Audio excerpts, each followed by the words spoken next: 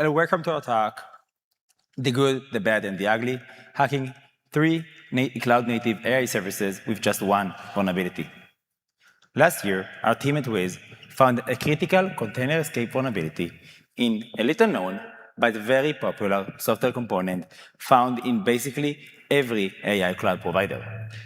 And with just 1 vulnerability, affecting basically the entire cloud ecosystem, we set out to find out how does each vendor handles a brand new zero-day vulnerability.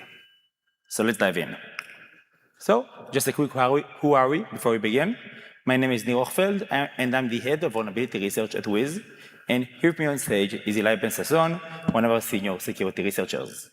We are both security researchers based in Israel, and we specialize in cloud security research. But actually, in the last 2 years, we actually shifted our focus from cloud security research to AI cloud security research. And what does that even mean?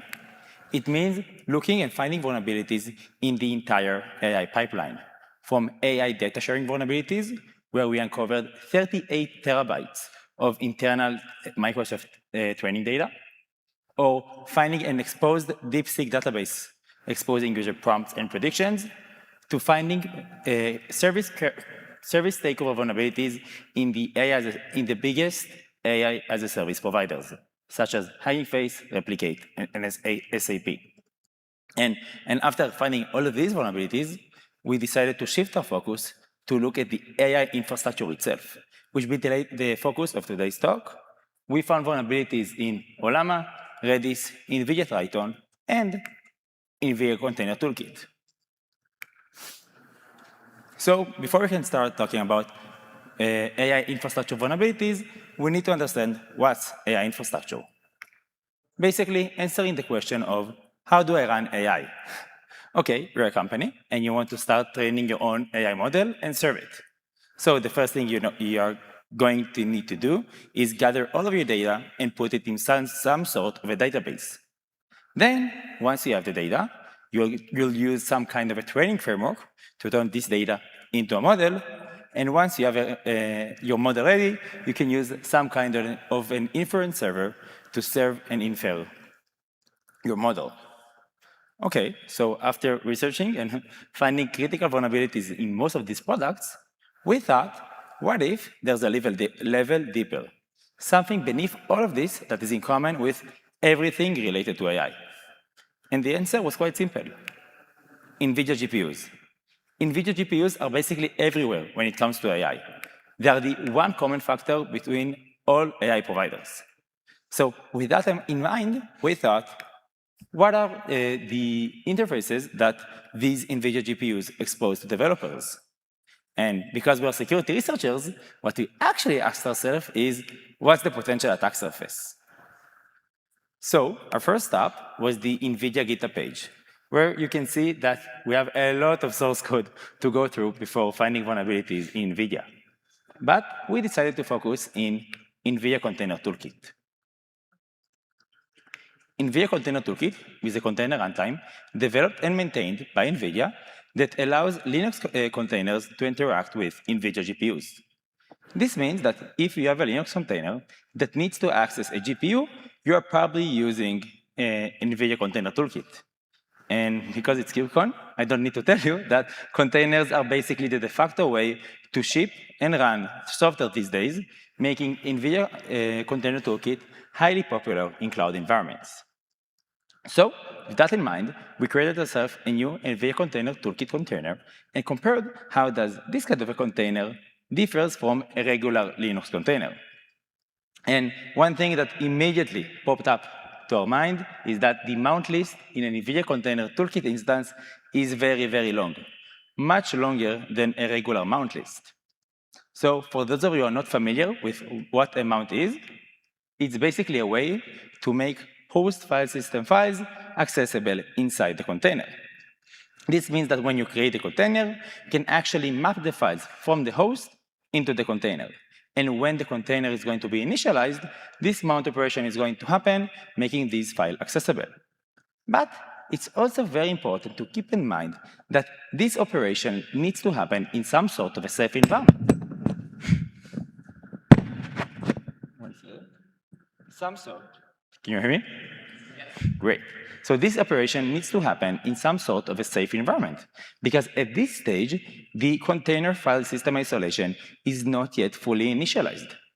But in NVIDIA Container Toolkit, they have this regular mount operation, but they also have mount operations happening from the container to itself, basically in an attacker-controlled environment, where the attacker controls both ends of the string, both of the source and the destination of the mount operation. This means that an attacker could potentially craft a container image that looks something like this. You have our source directory, but it's not any directory. This time, this directory actually points to the root file system of the host. And when the container initialization process will begin, a new directory will be created, and this new directory will point out to the root file system of the host. Now, this is kind of a trivial attack, and NVIDIA actually thought about this exact attack vector and put some mitigation in place. But after some file system feng shui, creating some directories, some symlinks, we're able to craft a container image that allows us to create a special directory that after the container will be initialized, a new directory will be created, granting us full file system access to the host. So, just to recap, we have a critical container escape vulnerability that grants us full file system access to the host from the container. Basically, all we need is to control the container image, and we win. Now, let's see it in action. Let's create ourselves a new NVIDIA Container Toolkit container with our own malicious image. Now, just to show you that we're indeed inside the container, we'll show that the etc shadow file is the default etc shadow file and doesn't have any interesting entries, and that the process list is basically empty. But now, let's head over to our newly created directory that has the full file system of the host. And once again, access the etc shadow file. Now you could see that the etc shadow file has much more entries, including the ones Hillai Ben-Sasson Nir. But let's take this file system access to the next level and achieve code execution on the host. Because we have full file system access to the host, we also have access to the Docker Unix socket. So let's take the Docker Unix socket and create ourselves a new privileged container. A container that basically shares all of the namespaces of the host. And now, when we run the psox command, you could see that we basically achieved full host compromise. We have code execution and full file system access of the host. So we have one vulnerability affecting the entire cloud ecosystem, which made us wonder, how does each vendor handle a brand new zero-day vulnerability? So we actually tested this exact exploit across the entire cloud ecosystem. But today, we're going to share 3 different case studies. We named them the good, the bad, and the ugly, and you can decide which is which. Let's begin with Azure Container Instances. So Azure Container Instances is one of Azure's flagship services, offering customers an easy way to create containers in the cloud. Now, this is a fully managed service, but it has a bunch of configuration and settings. One of them is the ability to create GPU containers. So, naturally, we uploaded our new malicious container image and ran it. Our exploit worked. We had full file system access to the disk. Let's scan it for interesting files. Our first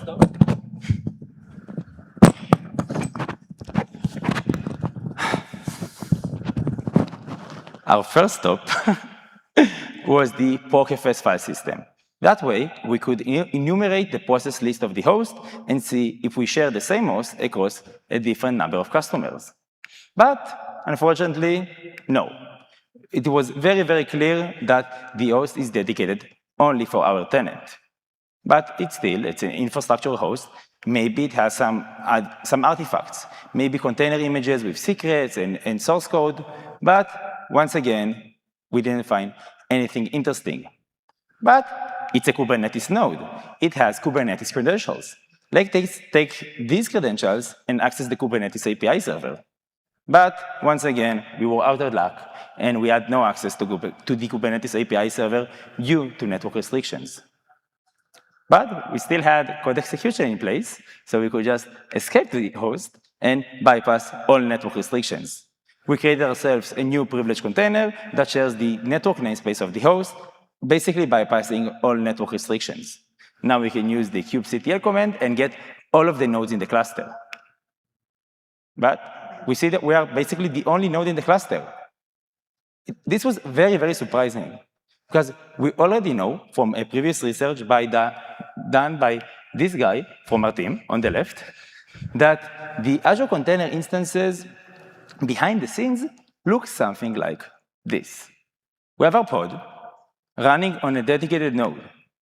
But alongside this node, there are other customer nodes running on the same cluster. But still, using the kubectl command, we can only see our node. This must mean that our service account is very weak and can't access any resource that is besides our tenant. So we need to get ourselves a stronger account. How do we do that? So let me show you the playbook of getting strong cloud credentials. Basically, you sniff traffic on your node, you click all of the buttons in your CSP's portal, something usually happens, and then you profit. So let's do exactly that. Did you ever wonder what happens behind the scenes when you press the logs button in your CSP's portal? So apparently, if you do that while sniffing the traffic, you'll discover that behind the scenes, the CSP's infrastructure sends an HTTP request directly to your node. And this HTTP request, in this case, also came with a Kubernetes token. And when decoded, we figured out that this Kubernetes token is actually from the Kubernetes cluster default namespace, the same namespace shared across all customers. So once again, let's take this token and run the kubectl get nodes command. And we get the same response. What's happening here? So apparently, when we access the Kubernetes API directly, we received an header that we didn't expect. It turns out that the server header pointed out that this Kubernetes API is written in .NET. Now, I don't know much about Kubernetes, but I know for a fact that it's not written in .NET. So what's happening here? Apparently, the cluster's architecture changed a bit since Yuval's previous research. And today, it actually looks something like this. We have our pod running on a dedicated node, and there are still other nodes running on the same cluster.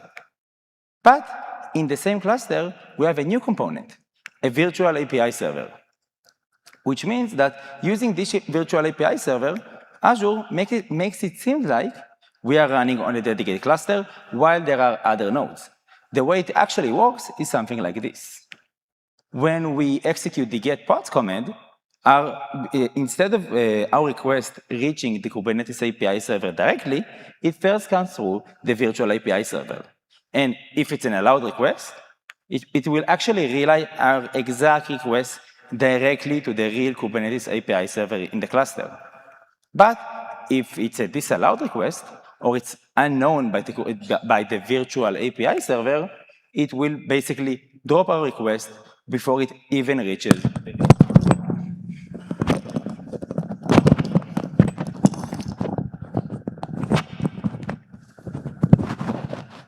hopefully for the last time. Before it actually okay, so basically, when we run the get pods command, and it reaches the real Kubernetes API server, but if we run a command that is not allowed or unknown by the virtual API server, it never reaches the real Kubernetes API server. And moreover, when it comes to responses, when we send a request and it did relayed to the real Kubernetes API server, the response is actually filtered by the virtual API server, only showing resources related to our tenant. So this is actually a pretty strong security measure against cross-tenant attacks. When we try to bypass this virtual API server by looking for the real Kubernetes API server in the cluster, looking up the real Kubernetes API server all over the internet using showdown and certificate transparency feeds, and actually trying to find vulnerabilities in kubectl in order to redirect the traffic from our node to other customers' node. None of it worked. Which means that despite escaping the container, bypassing network isolation, escalating our privileges, and all of the rest that we did, we still weren't able to bypass the virtual API server. Which means that even when we were equipped with a zero-day vulnerability, Azure defensive dev approach stopped us at a virtual API server. So huge kudos for them. And with that, I want to invite my very good friend and colleague, Hillai Ben-Sasson, to walk you through the next two vulnerabilities. Thank you, Nir. Let's see how long my mic survives. Okay, so let's talk about our second case study for today, which is a platform called Replicate. For those who aren't familiar, very popular AI model gallery service. People can upload their own AI models, their own applications, and basically have people interact with them right there on Replicate, being used by many big name AI providers. There's some of the screenshot, probably OpenAI, Salesforce, ByteDance, many others. So once again, we wanted to take our NVIDIA exploit and upload it to Replicate and see what's going on inside there. But in order to upload something to Replicate, Replicate will only accept AI models in a format called COG, which begs the question, what the hell is a COG? So we went to the GitHub page for the COG format, and we saw that immediately COG was described as containers for machine learning. So does that mean that a COG is just a fancy name for a Docker container? Yes. Essentially, that's exactly what it means.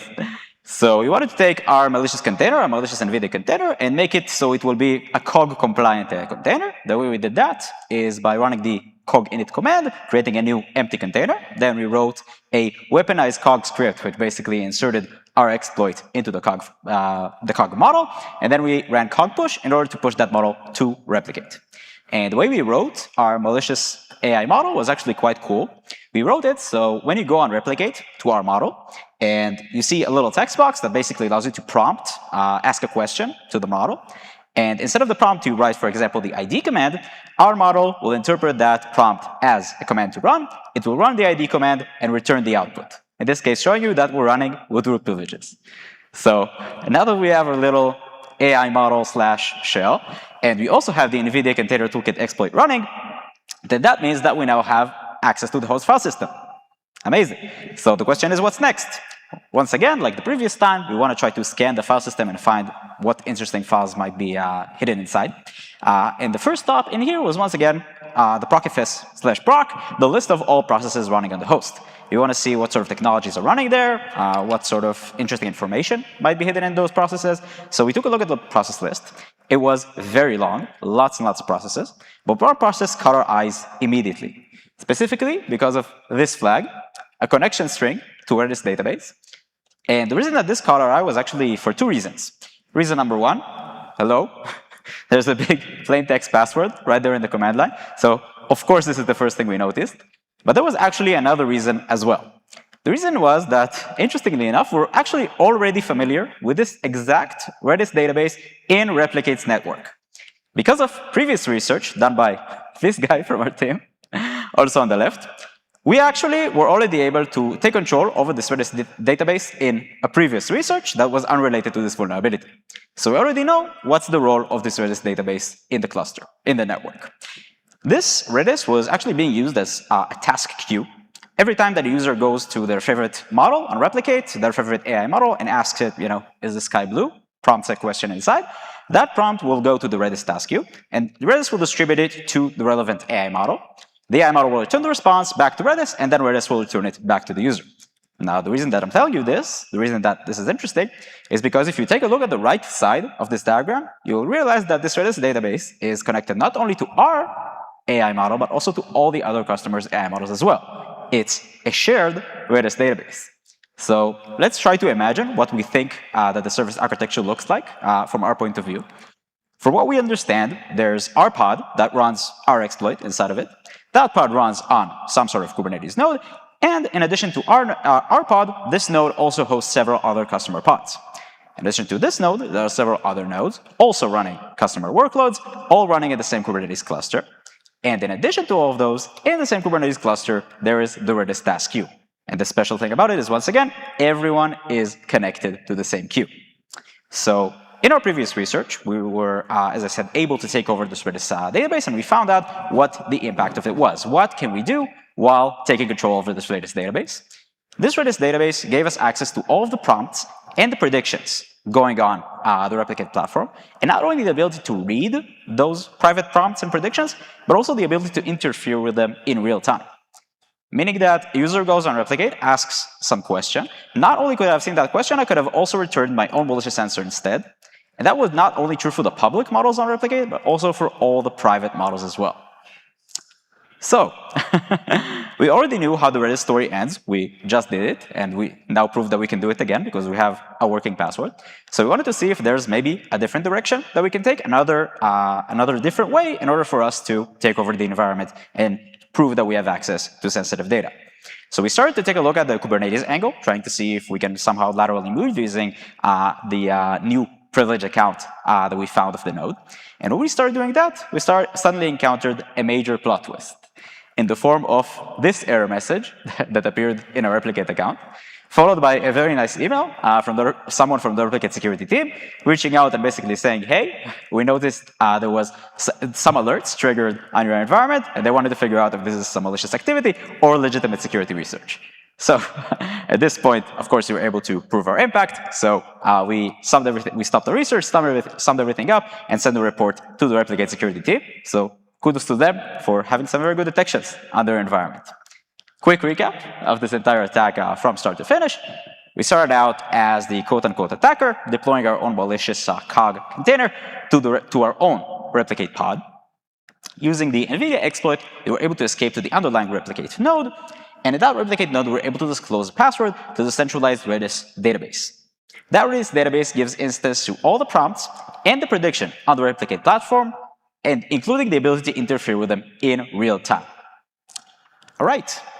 Now for the final case study of the day, a platform that needs no introduction, DigitalOcean. One of DigitalOcean's many services is a service called Paperspace. This is once again an AI-based service, which makes sense. This is what people use GPUs for. And once again, it allows people to upload their own AI models and run them using DigitalOcean's infrastructure. So you already know what's coming next. You want to take our NVIDIA container exploit and deploy it to DigitalOcean. This is exactly what we did, and we landed in an environment that we think looks something like this. We have our own pod that runs our NVIDIA exploit. That pod runs on a Kubernetes node. This is once again a Kubernetes environment. Now, we don't know this for sure yet, but we suspect that in addition to our pod, there are several other customer pods running on the same node, meaning this is a shared node. And also, we think that in addition to our node, there are several other nodes hosting customer pods, which are all being ran in a shared Kubernetes cluster. So we landed in this environment, once again, with the NVIDIA Container Toolkit exploit. We now have access to the node's file system. This is Kubernetes, so we already know it's a node. And once again, we want to try to scan it and look for interesting files. Now, because this was so apparent that we're looking at a Kubernetes environment that is potentially shared, the first thing we wanted to take a look at this time was, do we have access to any interesting Kubernetes credentials? And the answer was, yes, we do. Using our exploit path that we showed you earlier, we were able to go to etc Kubernetes SSL, and this folder contained basically the node's access tokens that we can just read and use. Now, the reason that this is interesting in particular is because our original pod, our customer pod, doesn't have access to anything interesting. We have a service account that is not interesting, can't access anything, which makes sense. It's a customer pod. But this node is not meant to be accessed by a customer, so we wanted to see, does it have any interesting privileges that we don't, we the pod don't. So this is exactly what we did. We took those tokens and we started to query the environment to try to see what environment we're looking at. The first thing we wanted to know is to run the kubectl get nodes command, basically to see how many nodes do we have in this environment, to try to gauge if this is a shared environment or not. The result was over 700 different nodes. So we already knew immediately that this was not a dedicated environment for ourselves. We don't require that much compute to run our NVIDIA container. So now that we know that this is some sort of shared environment, we want to see what sort of access do we have to those other customer workloads. We tested this out on our own secondary accounts because we didn't want to access any real customers' data, so we just created multiple accounts.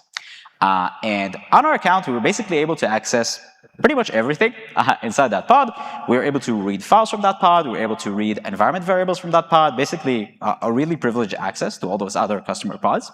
But the last line here was actually the thing that really interested us the most. Image pool secrets. Because when we created our account on DigitalOcean, we were prompted to enter our cloud credentials, in our case it was AWS credentials, in order to pull private images from our private container registries. So we wanted to know, do we have access to those customer secrets, and in our case, our AWS ECR secrets? The answer was once again, yes.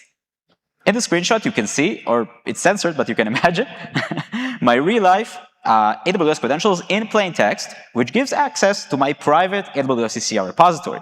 Now, in our case, this enabled read. This enabled to read all private images, but in many cases, this includes write access as well. So that means that if an attacker would have conducted this attack, not only could this attacker have, attacked DigitalOcean's infrastructure, but they could spread from DigitalOcean servers to DigitalOcean's customers' environments, really significantly increasing the blast radius of this attack. So once again, quick recap from start to finish. We started out as the attackers deploying our own malicious container into our own DigitalOcean pod. Using the NVIDIA exploit, we were able to escape to the underlying DigitalOcean node. In that node, we were able to gain access to a strong set of Kubernetes credentials. And those Kubernetes credentials enabled us to access basically everything in the Paperspace service, to read models, to read private source code, private files, and also to read customers' cloud secrets, basically exposing entire cloud environments to the internet instantly. So these were our 3 real-life case studies. Now I want to sum things up and talk about some of the takeaways that you can take from this research in order to secure environments when you actually build them. So first off, in terms of responsible disclosure, needs to be addressed. Of course, we reported all these issues to the relevant vendors as soon as we found them. This was the CVE number that NVIDIA assigned to the underlying issue, and they also fixed it on this version. Now, of course, we collaborated not only with the security team of NVIDIA, but also the security teams of Replicate and DigitalOcean in order to help fix this issue as much as we can. We're happy to make these libraries and services a little safer as a result of our work. So kudos to those security team for working with us. Now, to sum things up, what we saw here today was a single vulnerability that basically affected the entire cloud ecosystem. The entire cloud-native SaaS ecosystem was affected by one single vulnerability. And perhaps most interestingly, every service that we looked at today responded to it wildly differently. To the exact same vulnerability, in the Azure case, resulted in virtually no cross-tenant attacks. It's a very low severity at the end of the day. In the Replicate case, we were able to laterally move and access sensitive data, but that movement was actually flagged by the blue team. And in the DigitalOcean case, this resulted in a full service takeover. Now, the difference between all of those didn't rely on the vulnerability itself. It was, once again, exactly the same. Ultimately, it all boiled down to what it really always boils down to, the guardrails and the best practices that each service deployed. So, which brings us to our takeaways. First off, we believe that containerization, should never act as the one single security barrier when separating between different tenants or different environments that should be separated. Because they can be broken in a myriad of different ways, from misconfigurations that we often see in our research, to corner vulnerabilities that are becoming more and more common, all the way to simple logical vulnerabilities, like the one we talked about today. And in particular, when separating between different environments that should be separated, like different tenants, or between data plane and control plane, etc., you should always use multiple types of guardrails. Diversify the types of guardrails that you use. They can be based on compute, on virtualization, authentication, authorization, or many other different types of barriers. In the Azure case, for example, we had the container security barrier, but once we bypassed that one, we were stopped at the barrier of the virtual API server, which proved to be very effective. So essentially, we believe that you should always assume the first line of defense will eventually be bypassed by someone, and you want to make sure that it's not the only barrier that separates between potential attackers and sensitive data. And finally, I think the most interesting takeaway that can be taken from this is that a strong security posture, a proper security posture, could literally be the thing that stops zero-day attacks, that stops attackers even when they're equipped with zero days. Principles like virtualization-based isolation, like strong network rules, credential hygienes, can literally be the make or break when faced with an unknown zero-day threat. In order to find out more information about this, we actually have a very neat open source resource that we wrote about this. It's called Peach. Basically, types of guidelines that we learned in our research in order to how to build strong strongly separated multi-tenant environments. And of course, this is open source, so contributions are always appreciated. Now, before we leave, I want to leave you with one final thought, a teaser, if you will, to the next episode of Wiz Research, because this vulnerability that we showed you today was actually found many months ago. Of course, we went through all the process of responsible disclosure and making sure all these services were protected before we could bring it to you today. But actually, very recently, like a month or two ago, we were able to find another vulnerability in the same environment, tracked with this CV number. And interestingly enough, this new vulnerability is both much simpler and much stronger than the previous vulnerability. This is how the exploit looks like.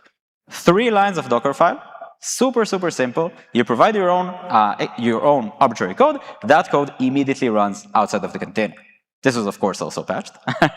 But what we're trying to say here is that this is not like a once-in-a-lifetime vulnerability, and it's also not a twice-in-a-lifetime vulnerability either. It's an attack vector, basically attacking cloud providers and SaaS providers using one of the most fundamental building blocks, which is the container runtime. So this is the 2 vulnerabilities we were able to find. But the interesting question is, who's going to be the next person to find a new vulnerability that really breaks out of every single cloud service? And if you think this is you, then we have a very exciting announcement to make. Our team in Wiz Research, in collaboration with the big 3 cloud providers, AWS and GCP and Azure, are launching an open source hacking competition called zeroday.cloud. In this competition, we're basically trying to put a spotlight on the open source projects that really power the entire cloud. Projects like NVIDIA Container Toolkit we talked about today, but also many other projects that many of them are here on the floor in KubeCon. Many of them are CNCF sponsored projects or graduated. Projects like Containerd, Kubernetes obviously, like FluentBit, Grafana, Prometheus. Basically all the open source projects that really power the cloud ecosystem, but often don't have the opportunity for big bug bounty programs. So in this competition, we're offering a prize pool of almost $5 million to people that can find vulnerabilities in these and basically help make open source a little safer. So if you think that this is you and you want to contribute to open source, then go to zeroday.cloud and we'll be in touch. Thank you very much. And if you have any questions, feel free. Thank you.